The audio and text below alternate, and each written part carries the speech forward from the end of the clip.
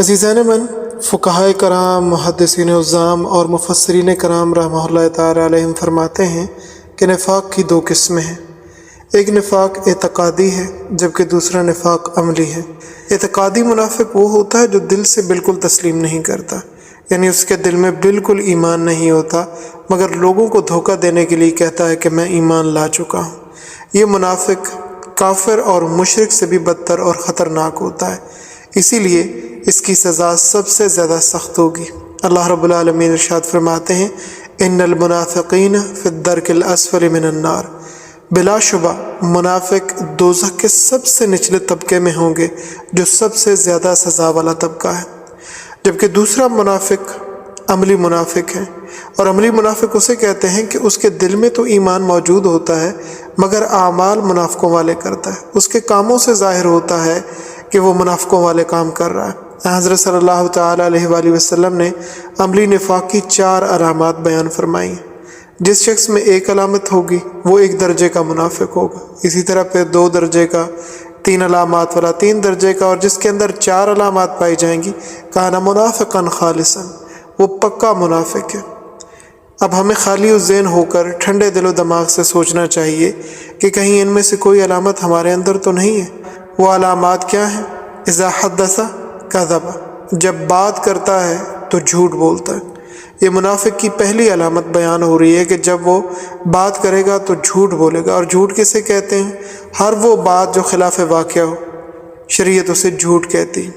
اب ہمیں اپنے گریبانوں میں جھانک کر دیکھنا ہے کہ کیا ہم نے کبھی زندگی میں جھوٹ تو نہیں بولا، اور اگر بولا ہے تو پھر ہم 1 درجے کے منافق ہوں گے، اور پھر اس بات پہ ہمیں شرمندہ ہونا چاہیے اور اللہ تعالیٰ سے توبہ مانگنی چاہیے، کیونکہ حضرت صلی اللہ تعالیٰ علیہ وآلہ وسلم کا فرمان بالکل حق اور سچ ہے۔ ابو داؤد شریف کی روایت میں آتا ہے کہ حضرت صلی اللہ تعالیٰ علیہ وآلہ وسلم ایک جگہ تشریف لے جا رہے تھے کہ حضرت اسماء بنت یزید رضی اللہ تعالیٰ عنہ، جو بڑے بلند پائے کی صحابیاں ہیں، ان کا بچہ بچوں میں کھیل رہا تھا، ان کو اپنے بچے سے کوئی کام ہوگا، اسی لیے انہوں نے اپنے بچے کو بلایا۔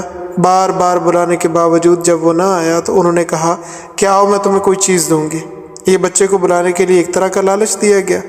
حضرت صلی اللہ تعالیٰ علیہ وآلہ وسلم وہیں تھم گئے کہ یہ دیکھیں بچے کو کوئی چیز دیتی ہیں یا نہیں۔ پھر فرمایا کہ اگر آپ نے اس کو کوئی چیز نہیں دی تو یہ آپ پر جھوٹ ہوگا۔ اسی لیے صاحب التفسیر بیان فرماتے ہیں کہ یہ مسئلہ اچھی طرح سے سمجھنا چاہیے، بالخصوص خواتین کو، کہ وہ بے دھیانی میں بچوں کو لالچ دیتی ہیں کہ اچھا فلاں وقت میں یہ چیز کر لیں گے، یوں کر لیں گے، اس طرح کر لیں گے، اور پھر وہ اس کے اوپر پورا نہیں اترتی۔ خوب سوچ سمجھ کے بات کرنی چاہیے۔ اور ہماری حالت تو یہ ہے کہ جھوٹ بول بول کر جھوٹ سے نفرت ہی ختم ہو گئی ہے، مگر ہیں ہم پکے مومن۔ صاحب التفسیر نقل کرتے ہیں کہ ہونٹوں کے پاس فرشتے ہوتے ہیں، وہ مختلف قسم کی عبادات جو انسانی وجود سے سرزد ہوتی ہیں ان کو پہنچانے پر مقرر ہوتے ہیں، کوئی سبحان اللہ، کوئی الحمدللہ، کوئی درود شریف پہنچانے پر۔ مگر جھوٹ کی اتنی بدبو ہوتی ہے کہ جب کوئی آدمی جھوٹ بکتا ہے تو فرشتے اس سے 1 میل دور بھاگ جاتے ہیں، لہذا جھوٹ سے بچنا چاہیے۔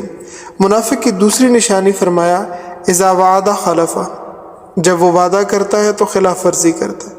منافق کی پہلی علامت یہ ہوئی کہ جب وہ بات کرے تو جھوٹ بولتا ہے، جبکہ دوسری اس کی علامت یہ ہے کہ جب وہ کسی کے ساتھ وعدہ کرتا ہے تو وعدہ خلافی کرتا ہے۔ اذا وعد خلف واذا عہد غدر، اور جب وہ معاہدہ کرتا ہے تو غداری کرتا ہے۔ صاحب التفسیر بیان فرماتے ہیں کہ وعدے اور معاہدے کے درمیان ایک فرق ہوتا ہے۔ جب کسی کے ساتھ انفرادی سطح پر کوئی وعدہ کیا جاتا ہے تو اسے وعدہ کہتے ہیں، اور جب جماعتی شکل میں، وفد کی صورت میں، یا گروپ کی صورت میں، یا قومی شکل میں، یا حکومتی سطح پر کسی کے ساتھ کوئی بات طے کی جائے، کوئی ڈیل کی جائے تو اس کو معاہدہ کہتے ہیں۔ وعدے اور معاہدے کی خلاف ورزی کرنا یہ بھی منافق کی علامت ہے۔ اور آج ہم دیکھ لیں ہمارے ہاں کیا چل رہا ہے، انڈیویجول سطح پر بھی یہی ہے، حکومتی سطح پر بھی یہی سب کچھ چل رہا ہے۔ اللہ تعالی ہمیں معاف فرمائے اور اپنے حال کی اصلاح کرنے کی توفیق اور اسباب عطا فرمائے۔ ان العہد کان مسئولا، وعدے کے بارے میں سوال ہوگا، پوچھ گچھ ہوگی، لہٰذا وعدہ کسی سے کیا جائے تو سوچ سمجھ کر کیا جائے کہ میں اس کو پورا کر سکوں گا یا نہیں۔ اگر پورا نہیں کر سکتے تو وعدہ کرو ہی نہ، اور اگر کسی سے وعدہ کر لیا ہے تو پھر اسے پورا کرو۔ البتہ ایک صورت یہ ہو سکتی ہے کہ جس سے وعدہ کیا تھا اس وقت نیت اور ارادہ یہی تھا کہ اس کو پورا کرنا ہے، مگر بعد میں کوئی عارضہ پیش آ گیا، کوئی ایسا عذر پیش آ گیا کہ آپ مجبور ہو گئے، آپ نہیں کر پائے، تو اس کی پھر ایک دوسری شکل نکلتی ہے۔ منافق کی تیسری نشانی ہے اذا اؤتمن خان، جب اس کے پاس امانت رکھوائی جاتی ہے تو وہ خیانت کرتا ہے۔ پھر امانت کی کئی قسمیں ہیں، جیسے علم بھی ایک امانت ہے، تو علمی خیانت یہ ہے کہ لوگوں کو صحیح کے بجائے غلط باتیں بتاتا پھرے۔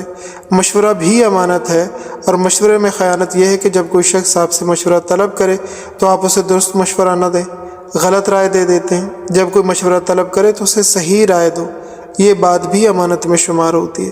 حدیث پاک میں آتا ہے کہ جب کوئی آدمی مجلس میں ادھر ادھر دیکھ کر بات کرے، یعنی وہ نہیں چاہتا کہ جس سے وہ بات کر رہا ہے اس کے علاوہ کوئی دوسرا سنے، تو سمجھ جاؤ یہ بات اس کی امانت ہے۔ اس بات کو مجلس سے باہر آپ نے ذکر نہیں کرنا۔ مال بھی امانت ہے، مالی خیانت یہ ہے کہ اس میں کچھ خرچ کرے یا اس کو تبدیل کرے۔ فقہائے کرام رحمہ اللہ تعالیٰ علیہ نے لکھا ہے کہ اگر کسی نے کسی کے پاس درہم یا دینار کا تھیلا رکھوا دی، اور پہلے زمانے میں لوگ پاس کرنسی نہیں ہوتی تھی، درہم و دینار ہی ہوتے تھے جن کو لوگ تھیلوں میں بند کر کے رکھ لیا کرتے تھے، تو اگر وہ تھیلا کسی کے پاس امانتاً رکھوایا ہوا ہے اور اس کا منہ جس دھاگے سے باندھا ہوا ہے وہ گندا ہو گیا، تو یہ شخص جس کے پاس یہ امانتاً رکھا گیا ہے اس دھاگے کو بدلنے کا مجاز نہیں ہے۔ رقم کو چھیڑنا تو درکنار، اگر اس دھاگے کو بدلے گا تو بھی خیانت کرے گا۔ چوتھی منافق کی نشانی یہ بتائی گئی ہے اذا خاصم فجر، جب کسی سے جھگڑا کرتا ہے تو گالیاں دیتا ہے۔ یاد رکھنے کی بات ہے کہ آج کے معاشرے میں ہم نے تو منافقوں کو بھی پیچھے چھوڑ دیا الیاذ باللہ، کیونکہ وہ تو جب لڑتا ہے تو گالیاں دیتا ہے، اور ہم تو ہنسی مذاق میں گالیاں دیتے ہیں۔ جس طرح پہلے لوگ زبان سے سبحان اللہ کہتے تھے، الحمدللہ کہتے تھے، دعائیں دیتے تھے، اسی طرح آج ہماری زبانوں سے گالیاں نکلتی ہیں، چھوٹوں کو، بڑوں کو، یہاں تک کہ گدوں اور مرغیوں اور پرندوں کو بھی، حتیٰ کہ ہواؤں کو بھی گالیاں دیتے ہیں۔ آپ صلی اللہ تعالیٰ علیہ وآلہ وسلم نے منافق کی 4 نشانیاں بیان فرمائی ہیں۔ اگر کسی بدبخت میں یہ 4 علامات پائی جاتی ہیں تو وہ پکا منافق ہے۔ اللہ تعالیٰ نے قرآن پاک میں بھی منافق کی کچھ علامات بیان فرمائی ہیں۔ اذا قاموا الی الصلاۃ قاموا کسالی، جب نماز کے لیے کھڑے ہوتے ہیں تو سستی کرتے ہیں۔ لہٰذا سے یہ ثابت ہوتا ہے اگر کوئی شخص نماز کے لیے کھڑا ہونے میں سستی کرتا ہے تو سمجھ لینا چاہیے کہ اس میں نفاق کی علامت ہے۔ اور یہ بھی فرمایا ولا یذکرون اللہ الا قلیلا، منافق اللہ تعالیٰ کا بہت کم ذکر کرتا ہے۔ ناولوں کے پیچھے پڑے رہنا، کھیلوں میں مشغول رہنا، آن سکرین بہت سارا ٹائم گزارنا، یعنی سارے کاموں میں تو لگے رہنا مگر اللہ تعالیٰ کے ذکر کے لیے وقت نہیں ہوتا۔ یہ منافق کی موٹی موٹی علامات ہیں 4 حدیث شریف میں، اور یہ حدیث بخاری شریف اور مسلم شریف نے نقل کی ہے، اور 2 علامات قرآن کریم میں بیان کی گئی ہیں۔ لہٰذا ہم اپنے اپنے گریبانوں میں جھانکیں، اپنے حال پر غور کریں کہ ہم ایمان یا نفاق کی کون سی حالت پہ کھڑے ہیں۔ اللہ رب العالمین ہمیں اپنے حال کی اصلاح کرنے کی توفیق اور اسباب عطا فرمائے۔